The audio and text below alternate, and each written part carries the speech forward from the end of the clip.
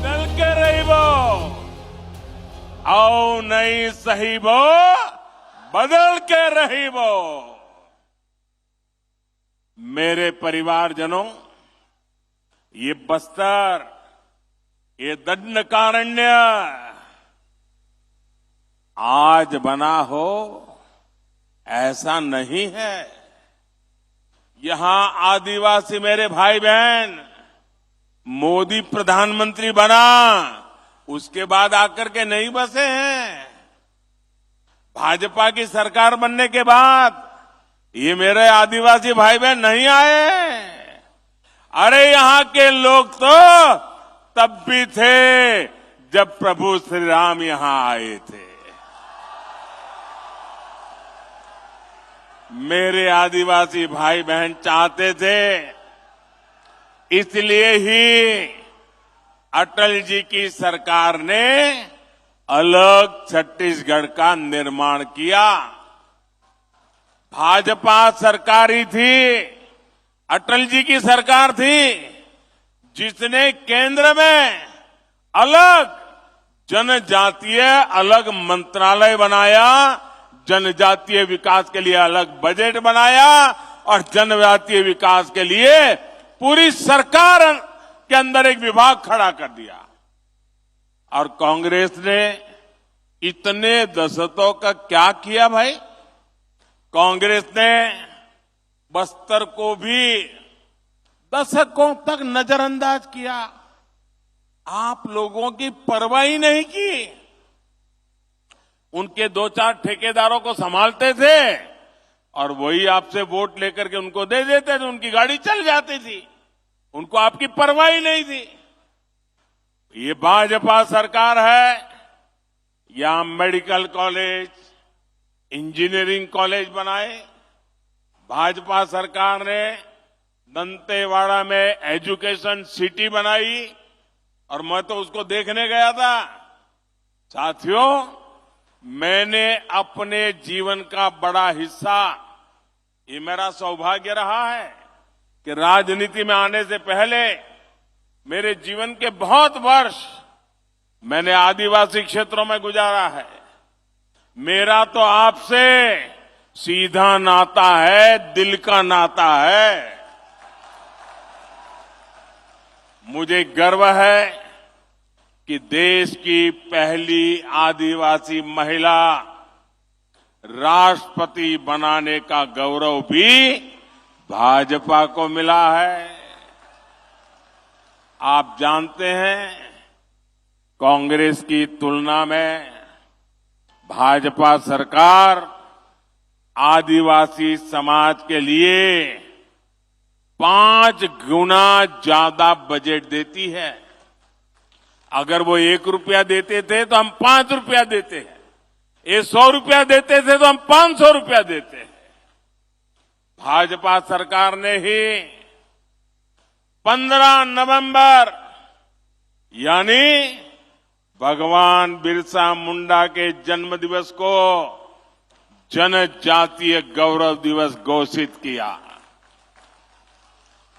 हमारी सरकार आदिवासी सेनानियों और क्रांतिवारों को समर्पित स्वतंत्रता सेनानी म्यूजियम बनवा रही है। हमने जनजाति वर्ग के छात्रों को दी जा रही छात्रवृत्ति, उसको भी 2.5 गुना कर दिया है। बीते 9 वर्षों में 300 से अधिक एकलव्य मॉडल आवासीय विद्यालय मेरे जनजाति बच्चों के लिए हमने खोले हैं।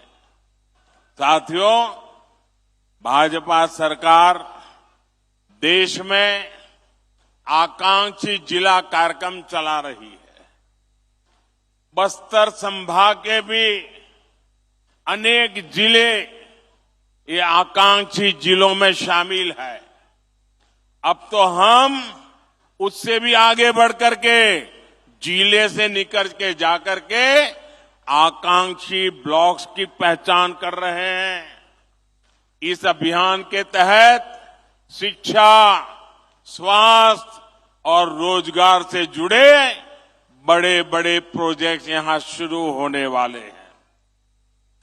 इसके अलावा भी हम छत्तीसगढ़ के उसमें आधुनिक इंफ्रास्ट्रक्चर का निर्माण कर रहे हैं।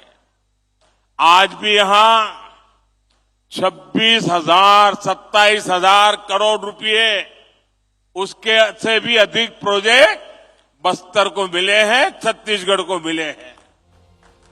मेरे परिवारजनों, आज यहां बहुत बड़े और देश के आधुनिकतम स्टील कारखाने का लोकार्पण हुआ है। आप मुझे बताइए, आपको गर्व हो रहा है कि नहीं हो रहा है? इतना बड़ा स्टील का कारखाना आपको मिला है, आपको गर्व हो रहा है कि नहीं हो रहा है? ये छत्तीसगढ़ कांग्रेस वालों को नहीं हो रहा है। इतना बड़ा कार्यक्रम अभी सरकार का था, छत्तीसगढ़ सरकार का एक भी मंत्री भी नहीं आया, मुख्यमंत्री भी नहीं, उप मुख्यमंत्री भी नहीं। आप कहिए भैया, आपकी भलाई के काम में ये सरकार ने आना चाहिए कि नहीं आना चाहिए? आना चाहिए कि नहीं आना चाहिए? ये आपका अगर भला चाहते हैं तो वहां आकर के बैठना चाहिए कि नहीं बैठना चाहिए? नहीं आते हैं। इसके दो कारण है। एक, उनको सरकार जाने की इतनी चिंता है कि उनके पास यहां आने के लिए समय ही नहीं है, सरकार बचाने में लगे हैं। और दूसरा कारण है, ये मोदी है। अगर मोदी के सामने जाना है तो कोई आकंठ भ्रष्टाचारी मोदी से आंख नहीं मिला सकता है, और इसलिए वो आने से डरते हैं, भाग जाते हैं। मेरे साथियों,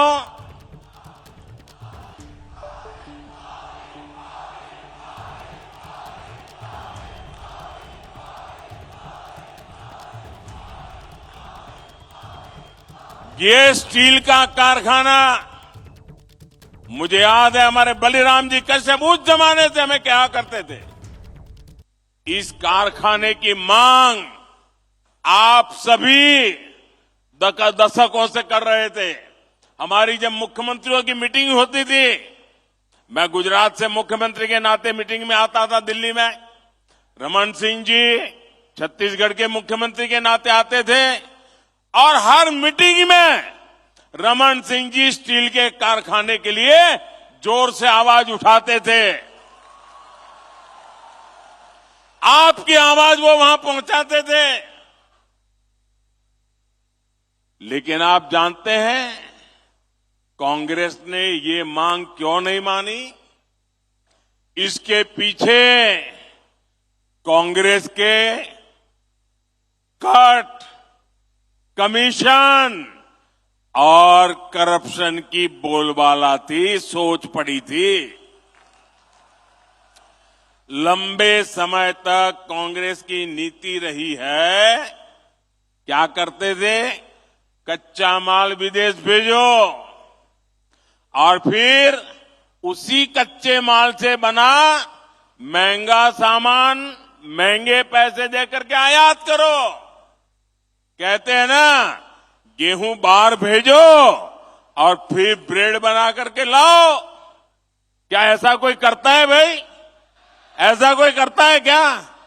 आप मुझे बताइए, आप जो घर में चावल खाते हैं तो क्या ऐसा कोई करता है कि पहले उसका धान विदेश भेजा जाता है, फिर वो धान विदेश में धुला जाता है, फिर वो धान विदेश में साफ किया जाता है, फिर धान को वहीं विदेश में भी पकाया जाता है, और फिर वो पका पकाया चावल आपको खाने के लिए मिल जाता है? ऐसा कभी होता है क्या? आप अपना धान, अपना चावल खुद ही करते कि नहीं करते हैं? आप धान भी यहीं उगाते हैं, उसे साफ भी यहीं करते हैं, यहीं पकाते हैं और यहीं अपने घर में खाते भी हैं। लेकिन कांग्रेस को ये करने में कट की कट हो जाती है, कमीशन नहीं मिलता है। इसलिए क्या किया उन्होंने, ये हमारे इलाके में जो आयरन ओर है ना, ये दुनिया का उत्तम से उत्तम आयरन ओर है, दुनिया का। ये हमारे बस्तर में है। लेकिन ये क्या करते थे, आयरन ओर में से स्टील यहां बनाने के बजाय, जिसका कोई हिसाब किताब न हो, कितना माल निकाला पता न चले, जितना उठा सकते हो उठाओ, विदेश भेज दो और बीच में मलाई खा लो। कोई भी सरकार होती तो उसकी प्राथमिकता होती कि यहां बस्तर में ही स्टील का कारखाना लगाए। लेकिन कांग्रेस ने यहां से कच्चा माल निकाला और फिर कच्चा माल ही विदेश भेज दिया। इसमें कांग्रेस के नेताओं ने कमाया, यहां के नौजवानों को कुछ नहीं मिला। बस्तर के नौजवान मजदूरी करने के लिए दूसरे राज्यों में जाने के लिए मजबूर हो गए। लेकिन भाइयों बहनों, ये मोदी है, आपके बीच में पला बड़ा है, इसलिए आपका ही सोचता है। गरीब की चिंता, गरीब के हित, यही मोदी के दिमाग में भरा पड़ा रहता है। इसलिए हमने दिल्ली में, मुझे आपने सेवा करने का मौका दिया, हमने बस्तर में स्टील कारखाने का काम तेजी से पूरा करवाया।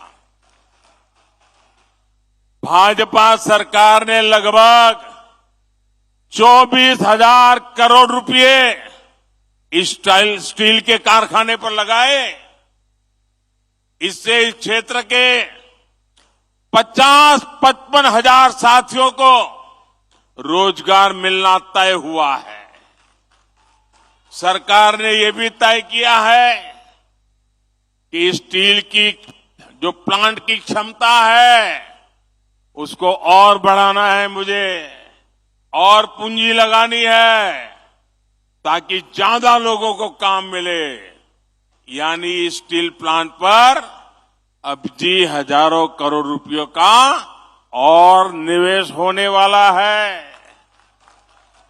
और जब ज्यादा निवेश होगा और बड़ा कारखाना होगा तो पूरे विस्तार की किस्मत और तेजी से बदलने वाली है। अब मैं आपको बताता हूं, मेरे यहां गुजरात में स्टील बनाने का एक कारखाना है। वहां तो आयरन ओर भी नहीं है, हम बाहर से लाते हैं। लेकिन स्टील कारखाना होने के कारण कार बनाने के अनेक कारखाने वहां लग गए,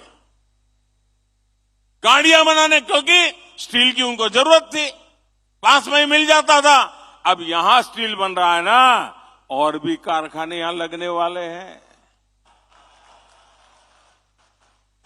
और यहां पर करीब 1.5 लाख साथियों के लिए नौकरी की, रोजगार की संभावना बनेगी। और मेरे शब्द लिखिए भैया, आज छत्तीसगढ़ का नौजवान रोजगार के लिए बाहर जाता है, एक दिन ऐसा आएगा हिंदुस्तान के नौजवान रोजगार के लिए बस्तर आना चाहेंगे, बस्तर आना चाहेंगे।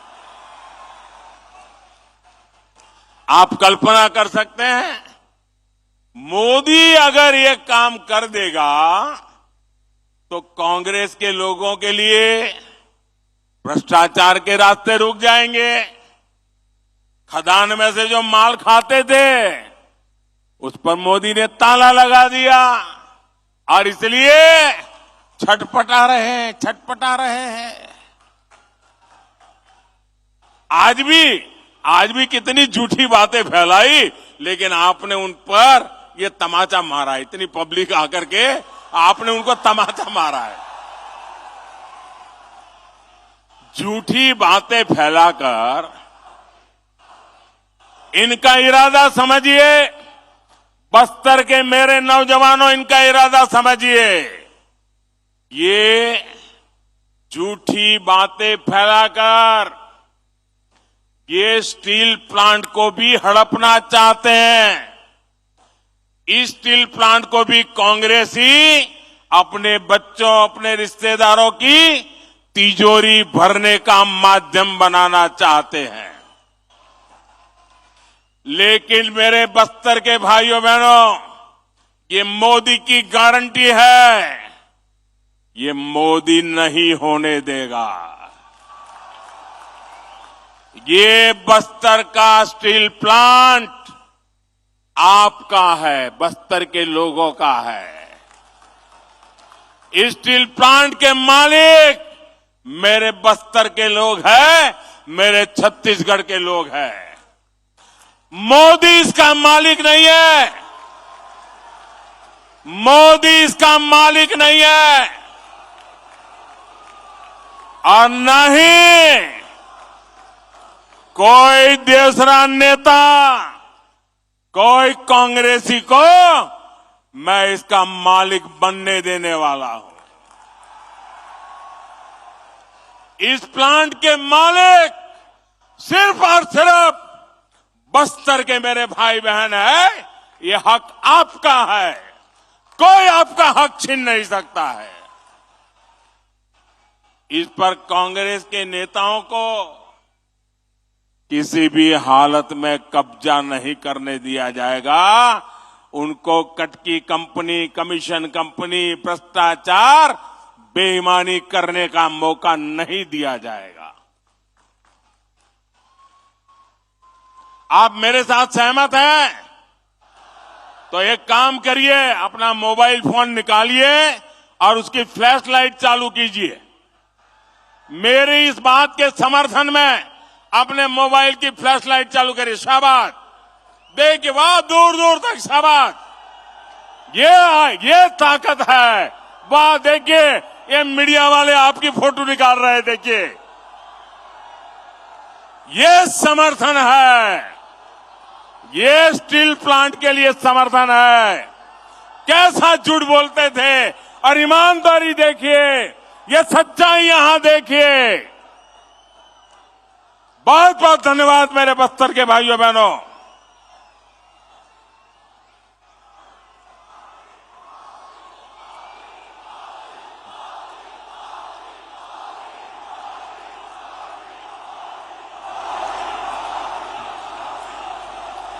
मेरे परिवारजनों,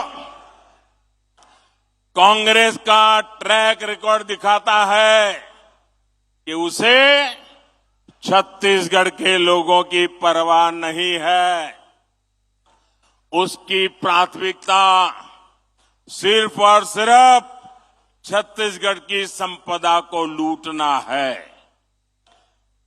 छत्तीसगढ़ की खनिज संपदा को लूटने भी कांग्रेस ने कोई कसर नहीं छोड़ी। यहां से जो भी खनिज निकलता था, उसका लाभ कांग्रेस के राज में यहां के नागरिकों को, नौजवानों को नहीं मिलता था। इसलिए दिल्ली में भाजपा सरकार बनने के बाद खनिज से जुड़ी नीति में हमने बड़ा बदलाव किया। हमने डिस्ट्रिक्ट मिनरल फंड बनाने का फैसला किया।